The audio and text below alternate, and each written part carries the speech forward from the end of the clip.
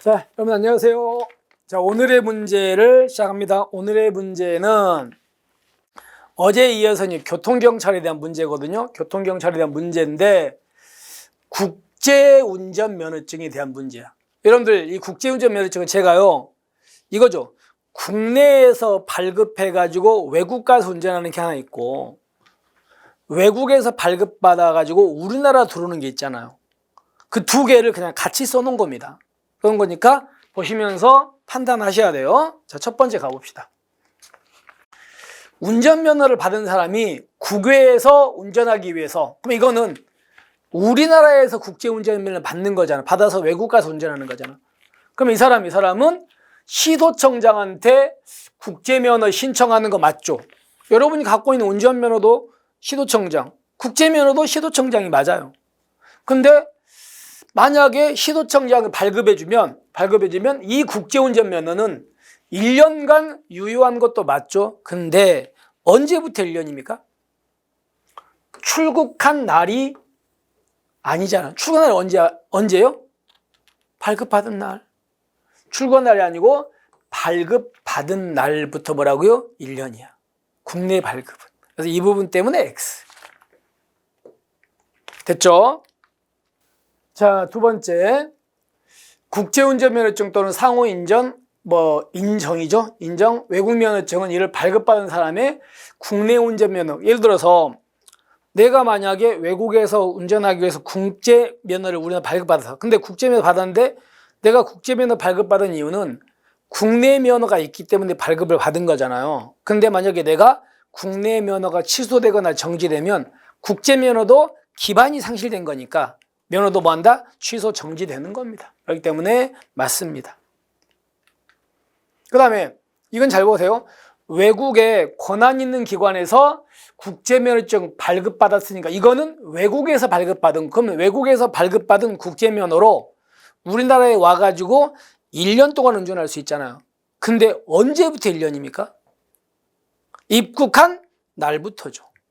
입국한 날부터지 국내에 입국해가지고 등록한 날부터 1년이 아니야. 그냥 입국한 날부터입니다. 이것 때문에 X. 1년은 맞지만. 그 다음에 자, 이런 거 한번 생각해 볼게요. 이건 판례인데 A라는 사람이 외국에서 합법적으로 발급받은 국제운전면허가 있어요. 근데 얘가 이걸 가지고 이제 합법적으로 국제면허를 발급받아서 왔는데, 근데 문제는 우리나라 들어왔거든요.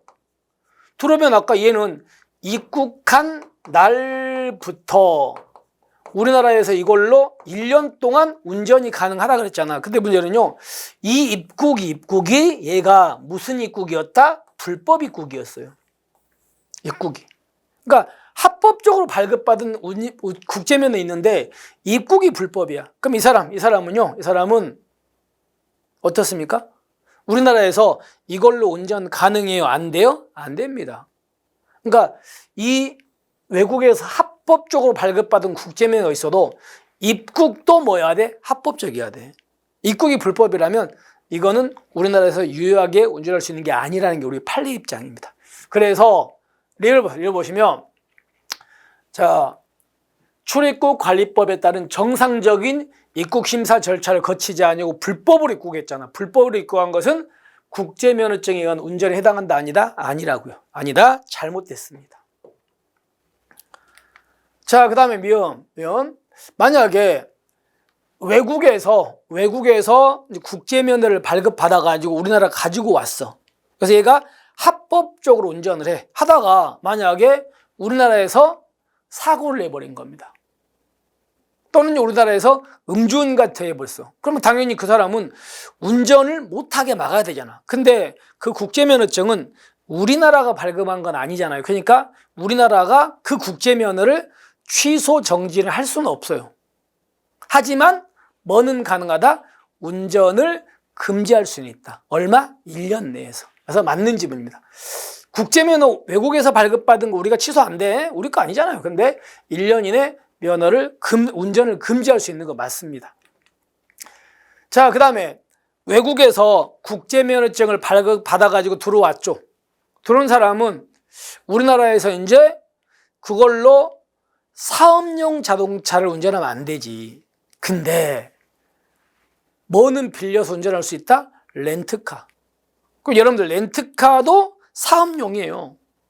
그거는 여객자동차 운수사업법에 따른 대여 사업용 자동차야. 그러니까 그거는 가능해요. 그러니까 무조건 모든 사업용 자동차를 운전할 수 없다. 이런 건 X야.